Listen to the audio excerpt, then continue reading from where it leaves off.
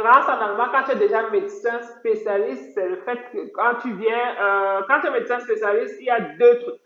Il y a la reconnaissance de ton approbation. Ceux qui connaissent, qui me suivent savent de quoi je parle.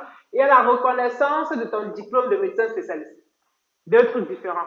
Tu as aussi deux interlocuteurs différents pour ça. Dans la Bavière, par exemple, bon, le mot allemand, c'est pas important. Tu as deux interlocuteurs différents pour ça. La reconnaissance de ton, l'approbation, si on va te la donner, ou bien si tu vas faire ce qu'on appelle le CAP, le Kenntnisprüfung qui donne cette approbation-là.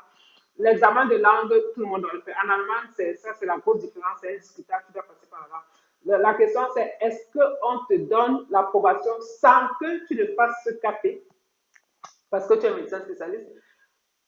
Tu peux donc passer par l'étape de l'expert, c'est-à-dire un expert qui va regarder les dossiers, c'est long, qui va regarder et voir, ok, est-ce qu'on peut te donner ça comme ça, ou bien à la fin ça peut marcher, ça peut prendre vraiment du temps, des mois, un an, ou bien à la fin tu es aussi obligé de faire cet examen qu'on appelle CAP.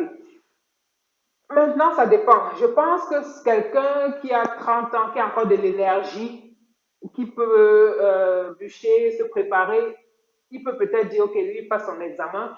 Quelqu'un qui a déjà 45 ans, qui n'a plus forcément cette énergie-là, qui a une famille à gérer et tout, il peut se dire, bon, il essaye comme ça avec l'expert pour voir à la fin, si ça ne donne pas, il va passer l'examen. Donc, je pense que déjà, ça dépend. Maintenant, en tant que médecin spécialiste, on a peut-être une chance qu'on ne fasse pas ce CAP et qu'on a l'approbation. Ça veut dire cette étape-là, c'est fait, on a son approbation allemande. Maintenant, l'étape, est-ce qu'on me reconnaît en tant que médecin spécialiste? Prochain interlocuteur, on envoie aussi les dossiers dont on a besoin, il regarde. Ça peut arriver qu'on te reconnaisse en tant que spécialiste. Directement, tu continues en tant que médecin spécialiste. Ça peut aussi arriver qu'on te dise, non, tu dois peut-être encore travailler pour un an avant et passer l'examen de spécialisation en Allemagne. Ça veut dire quoi? Ça veut dire si ta spécialisation dure 5 ans, tu es déjà médecin spécialiste, oui, tu ne refais pas 5 ans pour passer cet examen, tu le passes directement ou tu le passes après un an, mais on ne reconnaît pas ton diplôme de spécialiste directement comme ça. Mais après, c'est reconnu comme celui d'un Allemand, il n'y a pas de différence et tu travailles dans ta spécialité. Ce n'est pas centralisé, tu peux travailler vraiment où tu veux et il n'y a pas une date précise à respecter ou envoyer ses dossiers et tout. C'est très pratique. Voilà, et on appelle les choses comme ça, on ne donne pas des noms sans, sans un fond. Oui, c'est un peu ça la différence au niveau des médecins qui sont déjà spécialistes. Le système a ses avantages et ses inconvénients. Moi, je trouve peut-être qu'un système peut avoir plus d'inconvénients que d'avantages. Ça, chacun un peu de peser. Et ce qui est aussi en allemand, c'est qu'à la fin, tu es sûr que tu vas aller en spécialisation, en fait. Donc, pour ceux qui sont pas encore, qui viennent de finir les études de médecine, tu sais, il y a peut-être 2 ans que tu dois sacrifier, en plus d'apprendre la langue, il y a cet examen de langue que tu dois faire, il y a cette approbation que tu dois avoir, mais c'est un chemin tracé. Si tu as appliqué et tout, c'est un chemin, à la fin, tu es sûr que tu vas entrer en spécialisation. Il n'y a pas de concours qui va t'arrêter quelque part. Donc, le truc, c'est la langue ici, et il faut vraiment la connaître, sinon ça peut être un peu frustrant. Ouais, je vais dire comme ça, bonsoir Hamda. Ouais, je vais dire comme ça, bonsoir Hamda. Ceux qui se sont connectés après. Voilà, c'est un peu ça en fait. Voilà, c'est un peu ça en fait. Donc, je vais dire que quoi que finalement, il faut s'y prendre tôt, en tout cas dans les deux cas. Il faut s'y prendre tôt. Que tu veux aller en France ou en Allemagne, il faut s'y prendre tôt. Il faut voir selon tes réalités. Si tu es prêt à apprendre la langue et aussi il y a l'aspect de savoir que tu vas vivre aussi. Si tu vas vivre dans le pays, pour combien de temps ou bien sur le long terme. Parce que apprendre une langue, sachant peut-être que tu ne sais pas, tu n'es pas sûr si tu vas rester aussi longtemps. Tu vas rester quelques années, 2, 3 ans, 4 ans peut-être. Donc, il y a aussi ce côté-là. Et je trouve que ce que l'Allemagne propose est mieux dans le sens de la dignité du médecin, en fait. Puisque si tu as déjà ton diplôme et qu'on te donne la possibilité d'intégrer si tu suis une procédure et qu'on te permette d'intégrer sans être centralisé, sans que tout soit toujours centralisé, c'est bien. C'est bien. Maintenant, les médecins ici, justement, se plaignent que cette contrainte qu'on impose ici en France aussi, ça dérange certains, en fait. Il faut, comme tu as dit, hein, il faut s'informer avant. Et c'est dans ce sens-là que nous offrons, il y a une formation qui explique déjà très en détail comment ça se passe ici. Pour ceux qui seraient intéressés, nous offrons des séances de coaching, nous offrons des conférences comme celle de l'année dernière, vraiment parce que pour mieux décider, il faut avoir la bonne information. Et l'information, ce sont des informations générales. Après, il y a chacun son cas. Tu as un particulier adapté à moi. Ok, chez moi, par exemple, j'ai ce problème-ci, ou alors chez moi, ça fonctionne comme ça. Et à la fin, tu peux me décider. À la fin, tu peux me dire, ok, je reste dans mon pays d'origine. Pour moi, c'est. Après, peut-être, je peux faire une formation continue ou bien une spécialité. Donc, le but, c'est vraiment de pouvoir avoir des décisions orientées grâce à la bonne information. Voilà. Je pense déjà on a vraiment brossé tout ça, cette différence-là. Je ne sais pas s'il y a des questions dans les commentaires. Si la Charmante, est-ce possible en France, en cas de refus de votre dossier par la solution finale? Bon, je pense que ça c'est une question pour toi.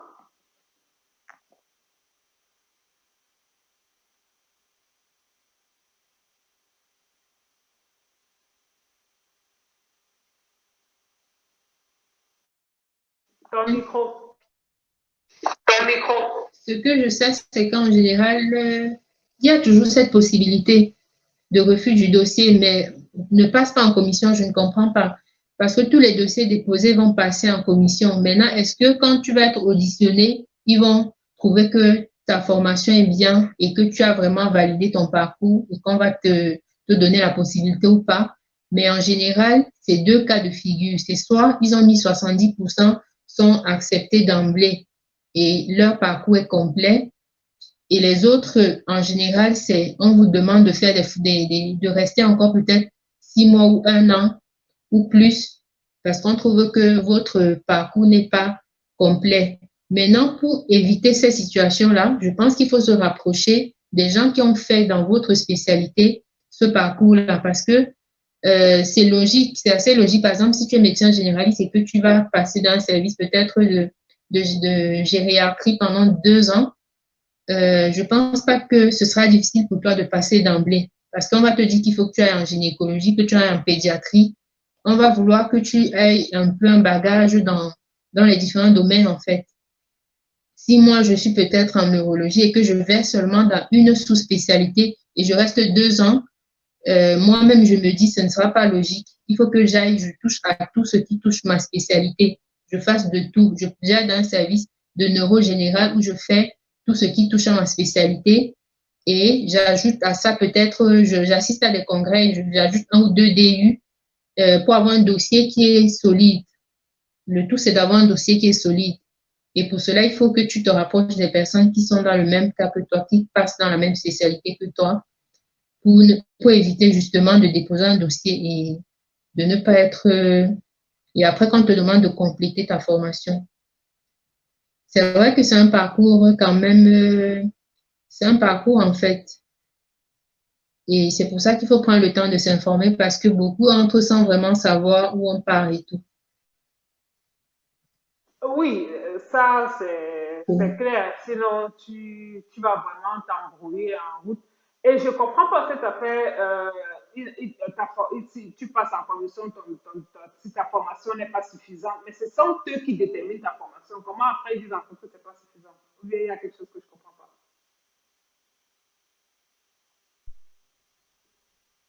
Je prends le cas, par exemple, des gens qui passaient avant, qui choisissaient l'hôpital où ils allaient. Par exemple, si je postulais plutôt dans un service où on ne faisait qu'une seule sous-spécialité, qu'une seule branche de ma spécialité, et que je restais dans leur service 2 ans, je ne touchais à rien, je ne touchais pas aux autres aspects de la spécialité. Au bout des 2 ans, quand je viendrai, ils pourront me dire, mais vous n'avez que fait un seul aspect. Ce n'est pas logique. Pourquoi vous n'avez pas fait les autres aspects aussi? Ils veulent que c'est ce qu'ils appellent la consolidation des connaissances, c'est-à-dire que vous avez déjà un diplôme, vous avez déjà un bagage. Ils veulent que vous passer encore dans les services de leur pays pour, disons, consolider vos connaissances. Et pour cela, il faut qu'on touche à tout dans notre spécialité. C'est plutôt logique. Parce que si moi, je reste, je fais que les Oui, mais pourquoi est-ce que c'est pas possible d'avoir dans un cahier de stage le genre avant pour que je sache déjà en amont ce que je dois faire et là je ne dois pas entrer dans un hôpital qui ne m'offre pas ce que je dois faire. C'est clair qu'avant qu'on ne te reconnaisse comme tu sais, avant qu'on ne te donne ce titre-là, il faut que tu remplisses certaines conditions. quelle condition? Il y a un dossier pour ça aussi. Il y a un dossier. Le dossier qu'on remplit pour déposer auprès de la commission, un dossier. Dans ce dossier-là, il y a même sur le site du CNG, il y a des conseils par spécialité, des choses à ne pas manquer. Par exemple, telle spécialité faite, il faut que vous fassiez tel acte, tel geste. Donc, tout ça se trouve sur le site du CNG, en fait. Il donne des orientations par spécialité, surtout pour les spécialités chirurgicales et où il y a de l'endoscopie, il y a des gestes comme ça. Il vous donne le nombre de gestes, tous les gestes qu'il faut faire et tout. Et après, il y a un dossier en fait qu'on va remplir à la fin. Et ce dossier-là te donne une orientation sûrement sur ce qu'il ne faut pas manquer. D'accord. Donc, l'examen arrive à la fin. Je pense qu'il nous a vraiment tout détaillé. Comment se spécialiser en France, quand on arrive en tant que médecin généraliste, quand on arrive déjà en tant que médecin spécialiste, quelle est la procédure.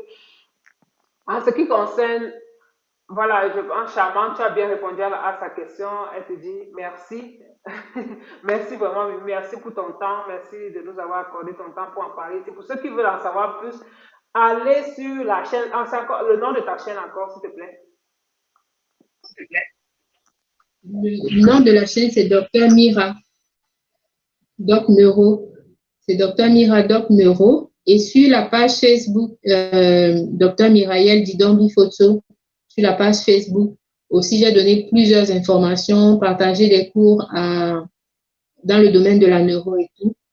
Et sur la chaîne YouTube, je parle en fait des conseils d'ordre général, quelle que soit la spécialité que vous voulez faire, et aussi sur la neurologie en particulier.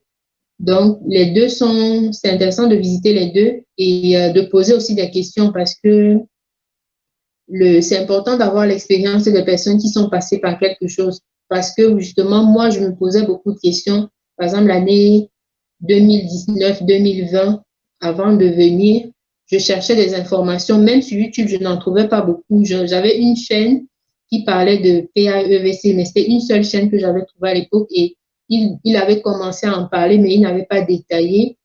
C'est ça parce que je ne trouvais pas d'informations, ça qui m'a poussé en fait à en parler parce que beaucoup se posent des questions et viennent sans savoir dans quoi ils viennent en fait. Donc, c'est les deux supports sur lesquels on peut m'écrire et me contacter. Sur la chaîne, sur la page, j'ai aussi mis mon adresse email et, et voilà, vous pouvez poser vos questions. D'accord, merci vraiment. Et je pense que le plus important, c'est d'avoir la bonne information. Vous avez vraiment des gens à l'heure des réseaux sociaux qui prennent de leur temps pour vous donner, pour que vous puissiez mieux vous préparer. Et c'est toujours ça, cette frustration-là, le fait de ne pas trouver ce qu'on cherche, d'être seul, de ne pas trouver des personnes qui en parlent, certains en parlent dans des groupes fermés, c'est pas partagé. Donc, comme j'ai dit, pour nous encourager à continuer de faire ça aussi, parce que c'est vraiment une plus-value qu'on vous ajoute, n'hésitez pas à aller sur les différentes pages, à liker, à vous abonner. Merci encore à toi. Et pour ceux qui sont intéressés par l'Allemagne, anticipez, planifiez, ayez une stratégie. Parce que c'est pas du bonbon. C'est vraiment, ce sont des temps difficiles. Mais la récompense est bien sûr grande. En ce qui concerne l'Allemagne, vous connaissez les numéros à contacter. Et pour la France, n'hésitez pas à aller sur la page du docteur Mirabel. Merci encore à toi. Peut-être un mot de la fin. Est-ce que tu peux conseiller à quelqu'un de passer par ce parcours? Est-ce que c'est préférable de venir quand on a fini, en tant que médecin généraliste, pour se spécialiser? Est-ce que vaut mieux finir sa spécialité avant, venir faire une spécialité? Qu'est-ce quel est le conseil que tu peux donner avec ton expérience jusqu'ici? Moi, je dirais que il y a deux cas de figure. Il faut s'y prendre déjà tôt. Il faut y penser quand on est encore en médecine, quand on est encore en 5e année, 6e année, quand on est encore en médecine. Il faut réfléchir à où on veut aller, où est-ce qu'on veut faire la spécialité. Et si on est capable de faire des études de langue, moi, je dirais que si on n'a pas encore fait la spécialité et qu'on peut faire ces études de langue et qu'on a les moyens financiers, je pense que la procédure de l'Allemagne demande aussi des moyens financiers parce que financer les cours de langue, ce n'est pas aussi chose aisée pour tout le monde. Il y en a qui n'ont pas les moyens de payer des cours de langue. Donc, si on peut se payer les cours de langue, si on s'y prend tôt et qu'on veut faire la spécialité, je conseille par exemple de suivre la procédure de l'Allemagne parce que ça, si on est jeune aussi, ça permet de faire la spécialité sans peut-être être contraint dans le choix de la spécialité où on veut aller et la procédure est assez claire. Maintenant, pour celui qui a déjà peut-être son diplôme de médecin généraliste, il a déjà fini, il a déjà un certain âge aussi et il ne veut peut-être pas faire des cours, il peut choisir, ou soit s'il veut rester généraliste, passer par l'équivalence en France pour rester généraliste ou urgentiste ou gériatre. S'il est vraiment une spécialité précise et qu'il ne veut pas faire des cours de langue et tout, et qu'il peut se spécialiser dans son pays ou ailleurs avant de venir, il se spécialise et après, il vient faire l'équivalence ici. Parce qu'une fois que vous avez réussi au concours, ben, vous travaillez déjà comme médecin. Ce n'est pas comme si vous étiez vous étiez étudiant en médecine, vous travaillez, vous construisez votre vie, vous mariez, vous faites vos enfants, vous vivez normalement. Parce que même au moment où vous allez déposer votre dossier à la commission, vous serez toujours en train d'exercer. Il y a des hôpitaux qui ont toujours besoin de vous. Donc, vous continuez votre vie normalement et vous faites vos années, vos 2 années, après vous passez en commission comme prévu. Donc, moi, je trouve que c'est ça en fait. Il faut y penser un peu tôt. Donc, je vous remercie aussi parce que vous avez pris le temps d'écouter. Et je remercie Dr. Letty qui a organisé cette réunion. Et n'hésitez pas si vous avez des questions à revenir vers nous. C'est un plaisir aussi d'être avec vous ce soir. D'accord. Et comme je dis toujours, c'est pas du tout une obligation d'aller faire sa spécialisation à l'étranger. On peut être, si on est à l'aise chez soi, surtout qu'on n'a même pas assez de médecins en Afrique, vraiment, c'est encore mieux. Alors, bonne soirée à tout le monde. Au revoir, Mélie.